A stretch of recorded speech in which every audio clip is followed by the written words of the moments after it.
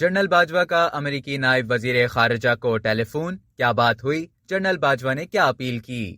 Army chief general Qamar Javed Bajwa نے امریکہ سے پاکستان کے لیے قرض کی رقم جلدی جاری کرنے کے لیے IMF پر دباؤ ڈالنے کی درخواست کر دی۔ Army chief general Qamar Javed Bajwa نے امریکی نائب وزیر خارجہ وینڈی شرمین سے ٹیلی فون پر گفتگو میں اپیل کی۔ ان کا کہنا تھا کہ وائٹ ہاؤس اور محکمہ خزانہ IMF پر پاکستان کے لیے تقریباً 1 ارب 20 کروڑ ڈالرز کی فوری فراہمی کے لیے دباؤ ڈالے، جو پاکستان کو دوبارہ شروع کیے گئے قرض پروگرام کے تحت ملنے والے ہیں۔ IMF نے 13 جولائی کو قرض کے لیے پاکستان کو اسٹاف لیول کی منظوری دے دی تھی، لیکن یہ لین دین پاکستان کے لیے IMF کے $6 بلین کے توسیع فنڈ کی سہولت کا حصہ ہے۔ وفاقی وزیر خزانہ مفتاح اسماعیل نے 14 جولائی کو سماجی رابطے کی ویب سائٹ ٹویٹر پر IMF کا اعلامیہ شیئر کیا تھا۔